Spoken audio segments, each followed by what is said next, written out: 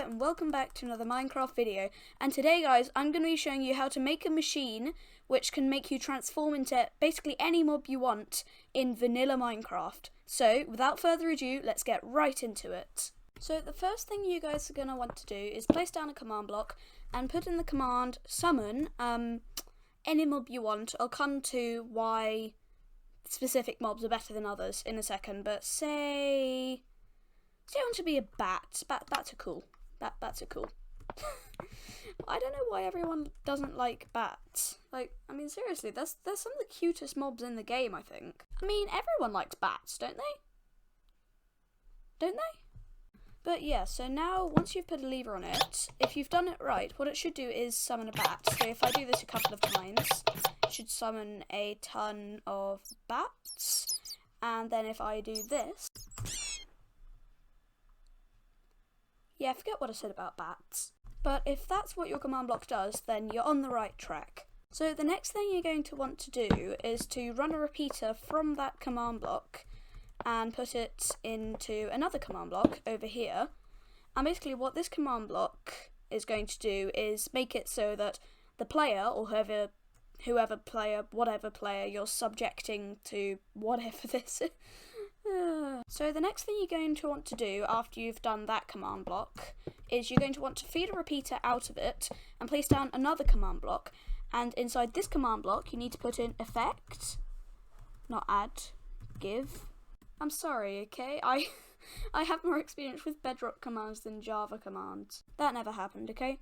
Anyway, what you guys are going to want to do is to type in effect, give, and then put, so I could just put @p. If there's more than one of you in the world, then you'll have to put your actual username, so Enderboy49 for me. And then what you're going to want to do is you're going to put invisibility, and then that will give whoever it is there invisibility.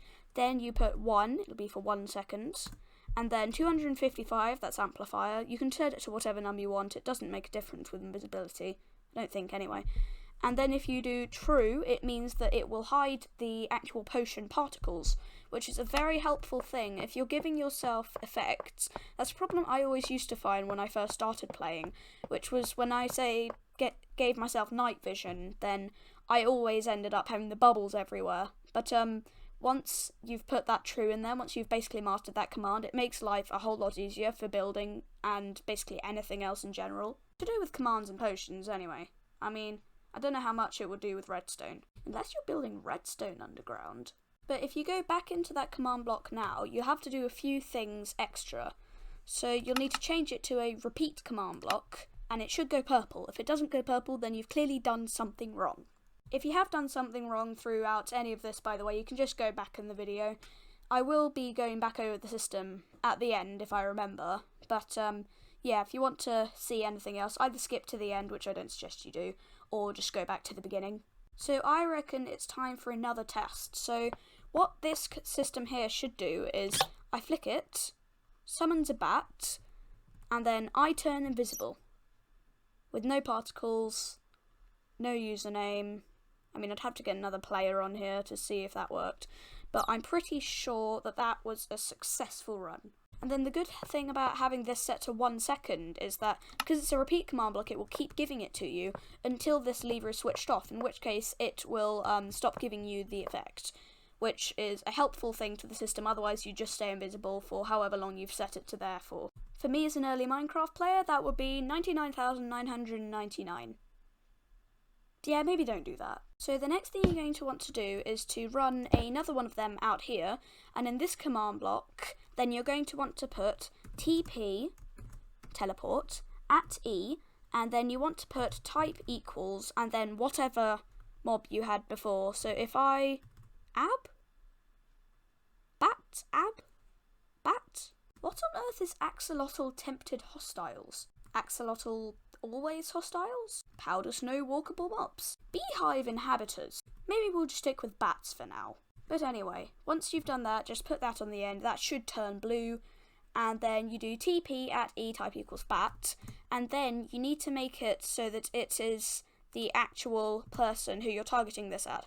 So what it's going to do is, it will, if you set it to a repeat command block, which I really should have done beforehand, But what it should do is it should constantly teleport any entities that are bats in the world to Enderboy429, or your username that you've put in, or someone else's username, whoever you're doing this to. So now comes the slightly more difficult part. So this part is meant to be an inverter. So basically what happens here is when this lever is flicked, all of these power on, the redstone torch is off, because the block which is on is being powered by this. But then when I switch it off, you can see that the redstone torch is actually on.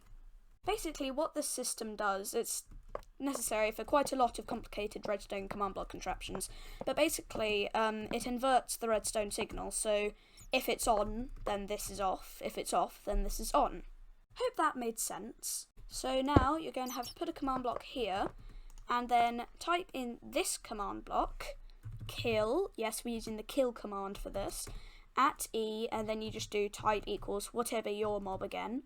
So this time we're actually using bat. Luckily, if it was anything else, we might get into a few problems. Wait, why would we get into problems? I'm talking absolute nonsense. So I think it's now time for a test of the system. So what it should do, if I just switch into F5, what it should do is it will make a bat appear, then teleport it to my location and turn me invisible at the same time. So it will look like there's basically a bat where my player is. So if I flick that, I mean, it's not the best, but I mean, I could easily be convinced by this.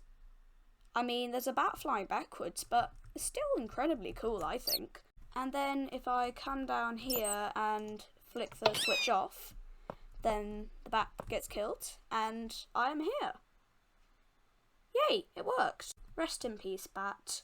We will always remember you. Actually, maybe we won't. At least you'll now be with all of your friends. But yeah, so this is the mob morphing system that I've come up with, and I'll just go on a quick overall view of the whole situation going on over here. So we are now in spectator mode. I don't know really why I went into spectator mode, but I feel like anything that's going over a build or anything is most of the time in spectator mode. But if we go over to this, can I not open the command block? Oh, for goodness sake, I'm in spectator mode. Here we go. This should work now. So if we go over to this command block, we firstly have summon Minecraft kill on bat, impulse command block, and we have a lever on it. Then we have the first output with a repeater going into this one, effect give, enter your username here, Minecraft invisibility, 1/255, true. Then over here we have the second output, TP at E type equals bat to whoever you are. And then over here we have our inverter, the third output with a repeater, into a block of whatever block it wants to be, except if it's a block which can't transmit redstone. I'm sure if you asked an expert, they'd know what actual blocks they were. Look, I'm not an expert in everything, okay? But yeah, over here we have our redstone torch inverter, and then in this command block we have kill at E type equals bat. And then this whole system should allow you to morph into pretty much any mob in the game. So there's a few things with this system, so faults and rules and stuff, that I just need to point out before you go building this in your own world. Firstly, is that because it says at E, it's going to teleport any of the entity that you decide in the world to your location. Now, because I chose bats, and I'm in a world made entirely of iron, in case you hadn't realised, 100 blocks thick iron down to bedrock, there aren't exactly going to be any bats spawning in this world, because I leave no areas dark and it's always daytime. So there wouldn't be any bats in this world anyway. But say if you're in a grassy world, like, say, this one, then say if you did a sheep or a cow or a pig or one of those normal spawning animals, no offence chickens, I didn't mean to miss you out.